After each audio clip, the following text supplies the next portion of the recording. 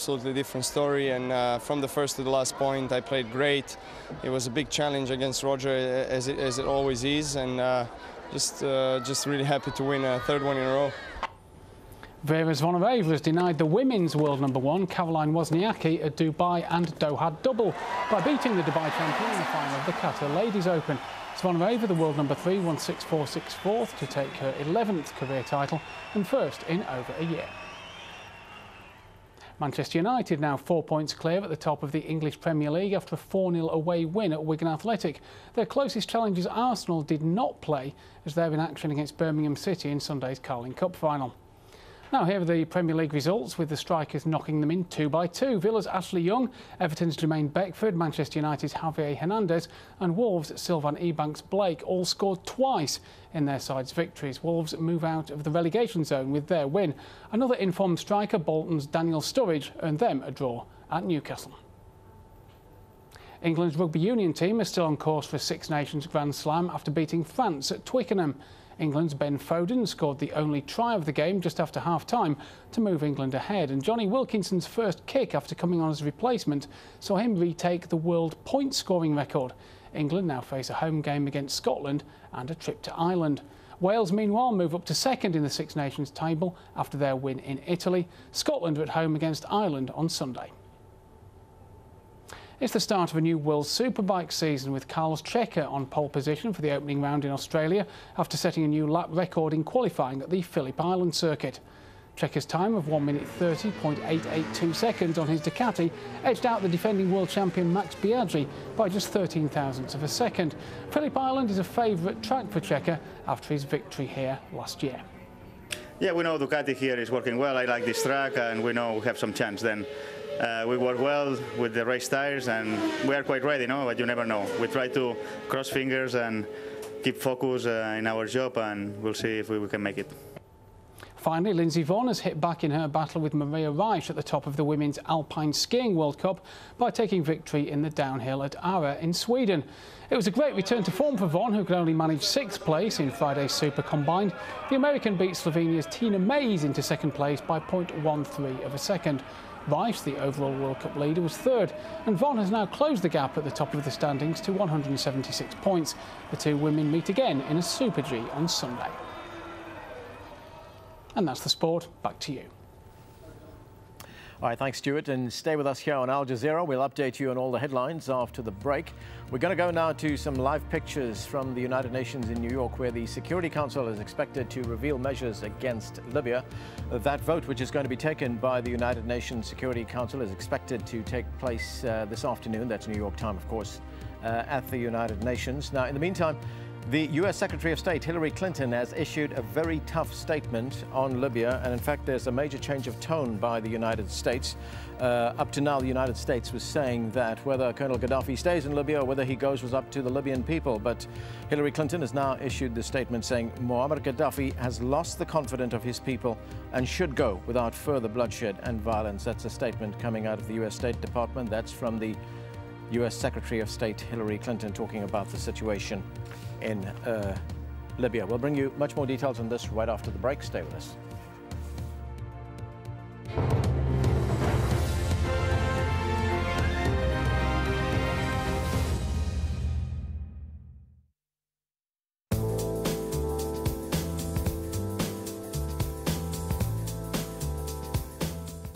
Well, welcome back. I want to first take you to the United States, where we're going to see a lot of unusual weather happening here for parts of California. A low pressure area sinking down, bringing a lot of cold air with it. Los Angeles seeing some snow showers, believe it or not, in their forecast. Mostly rain, but as you get a little bit higher out of the city, snow is going to be not much of a problem, but it's going to be very unusual for them. That snow is going to be moving out here towards the east, really towards New Mexico, Arizona, and also across the border into the higher elevations of Mexico. As we take a look at what's happening down in South America, very serious situations, especially for Bolivia. Over the last several weeks, we have seen extreme flooding in that region. 7,000 people have been displaced because of the rain showers. Now, over the next couple of days, we're going to get a little bit of a break right there, but the rain is going to come back, as well as Rio de Janeiro. We're going to be seeing some very heavy rain showers. Into their forecast, they could expect some localized flooding as well. Up towards Europe, very messy situation. I want to show you, though, what's going to be happening down here in the south. See this area of circulation across Italy? Well, watch what happens happens as we go from Sunday with this little area now into Monday. It really explodes. We're looking at a storm system right here that's going to be producing quite a bit of rain, not just for Italy, but also for the southern parts of France as well as into Africa.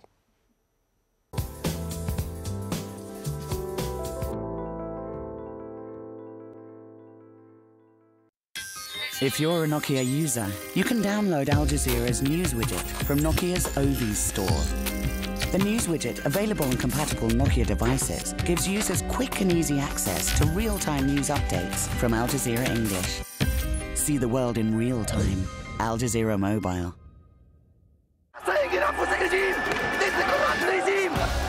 A popular uprising that shook the country to its core. A defiant president under siege from his people. As the protesters took charge of the streets, we look back at the events that are changing Egypt. I will stay on the air if I can until the police come. In a special program, Al Jazeera gives you a day-by-day account from those that witnessed them firsthand. Egypt burning, at this time on Al Jazeera.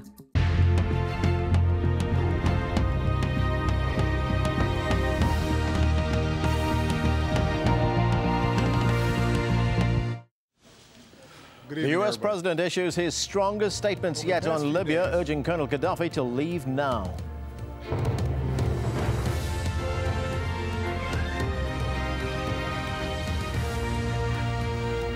Hello, I'm Arnold Naidu in Doha. Also on the program, all eyes on the United Nations as the Security Council deliberates a vote to isolate Libya through sanctions.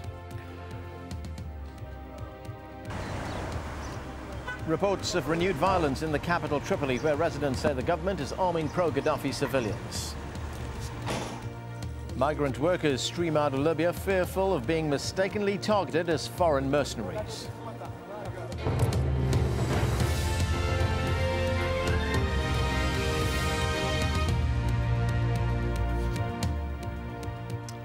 In his strongest words yet to the Libyan leader, US President Barack Obama has called for Colonel Muammar Gaddafi to leave now. President Obama made the comments to the German Chancellor Angela Merkel in a private telephone conversation on Saturday. The US Secretary of State Hillary Clinton echoed his comments and said the Libyan people had made their views clear. It comes as the United Nations Security Council meets to consider measures against Colonel Muammar Gaddafi's government. But there is said to be discord over what form the draft resolution will take. And Libya's ex-Justice Minister Mustafa Mohammed Aboud al-Jalil says he's going to help form an interim government based in Benghazi.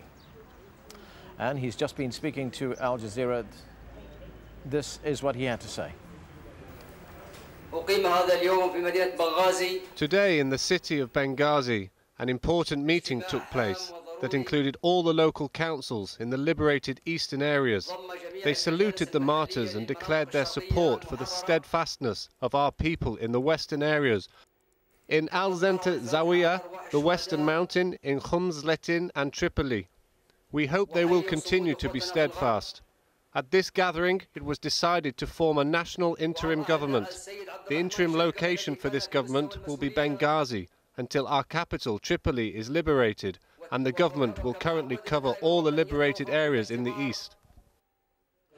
Al Jazeera's Hoda Abdelhamid is in eastern Libya and has this update on the latest events. Praying to God for help in surviving an intense battle in Zawiya, 50 kilometers west of the capital Tripoli.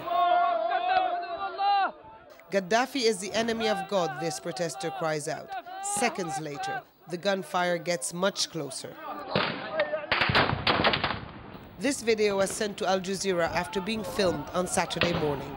Zawiya is a strategic town with an oil terminal where opposition forces are gathering to drive Muammar Gaddafi from his last remaining strongholds.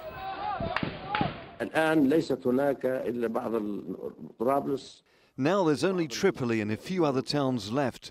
That's why I urge the Libyan people that there's no going back. Going back's impossible. We have to move forward.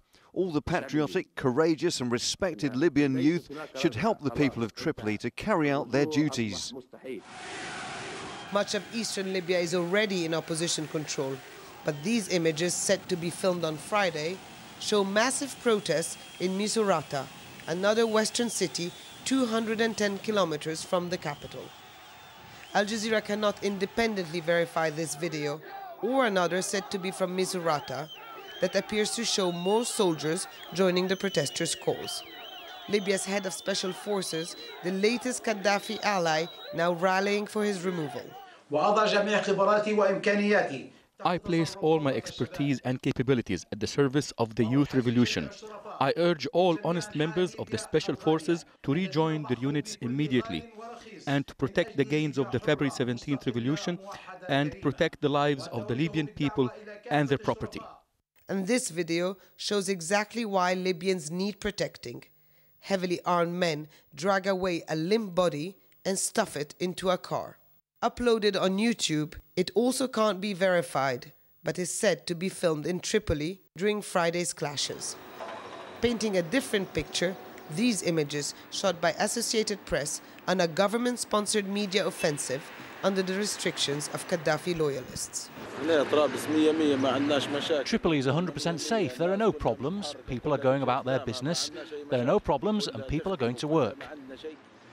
It would seem this vision is about as useful as state television to show what's really happening in Libya, or just how much longer its under-siege leader can hang on.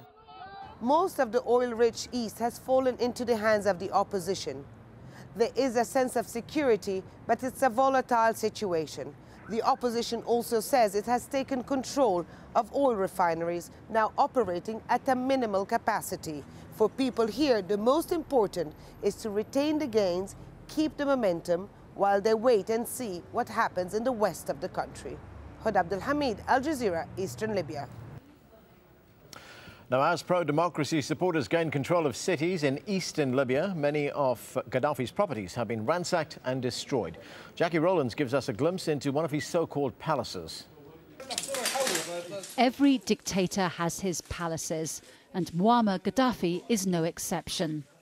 We toured this once sumptuous residence on the outskirts of Al-Baida, now burned and looted by local people.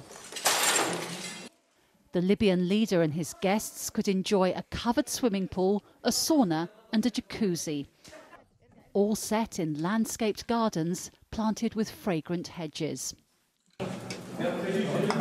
At the end of one pathway, a heavy airtight door leads down to an underground world.